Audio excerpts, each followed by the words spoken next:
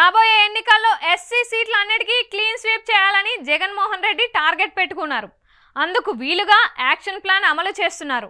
రాష్ట్రంలో 27 ఎస్సీ సీట్లు ఉన్నాయి. 2019 ఎన్నికల్లో వైసీపీ 25 సీట్లను గెలుచుకున్నది.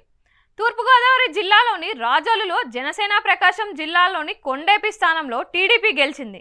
అందుకనే రాబోయే ఎన్నికల్లో మొత్తం 27కి 27 సీట్లను వైసీపీనే గెలుచుకోవాలన్నది జగన్ టార్గెట్. అంటే 175కి 175 సీట్లు గెలవాలన్న టార్గెట్లో ఎస్సీ సీట్లలో 100% గెలుపు ఒక భాగం అన్నమాట. పోయిన ఎన్నికల్లో రాజోలులో జనసేన అభ్యర్థిగా రాపాక వరప్రసాద్ గెలిచినా నిజానికి తాను వైసీపీ నేత. వైసీపీలో టికెట్ రాకపోవడంతో జనసేనలో చేరి టికెట్ తెచ్చుకొని గెలిచారు.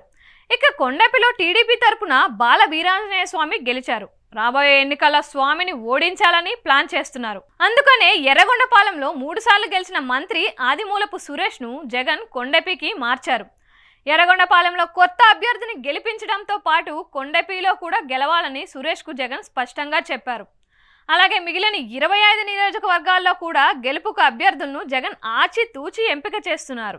ఇప్పుడు సమన్వయకర్తలుగా నియమించిన వారి పనితీరు ఆధారంగా అవసరమైతే కొత్త వారిని పోటీలోకి దింపేందుకు వెనకాడటం లేదు. అందుకనే ఇప్పుడు నియమితులైన నేతలు, సిట్టింగ్ ఎమ్మెల్యేలు కష్టపడి పనిచేస్తున్నారు.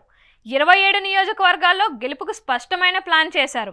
అన్నింటిలోనూ ఎస్సీ నేతలతో పాటు ఇతర సామాజిక వర్గ నేతల బృందాలుగా ఏర్పాటు చేసి ప్రచారం చేయిస్తున్నారు. గడిచిన 5 ఏళ్లలో తమ ప్రభుత్వంలో ఎస్సీలకు జరిగిన మేళ్లు, అమలు చేసిన అభివృద్ధి సంక్షేమ కార్యక్రమాలను ఈ బృందాలు వివరిస్తాయి. ఒక్క సీటు కూడా ఓడేందుకు లేదని జగన్ ఎస్సీ సామాజిక వర్గం నేతలతో జరిగిన సమావేశాల్లో పదే పదే చెబుతున్నారు. ఇదే సమయంలో ఎస్సీ నియోజకవర్గంలో వీలైనన్ని చోట్ల గెలవాలని టీడీపీ కూటమి కూడా ప్రయత్నాలు మొదలుపెట్టింది. జనసేన మద్దతు, బీజేపీ కూడా కలిసి వస్తే కూటమి అభ్యర్థుల గెలుపు ఖాయమని టీడీపీ భావిస్తుంది. మరి ఎవరి ప్రయత్నాలు సక్సెస్ అవుతాయో చూడాల్సిందే.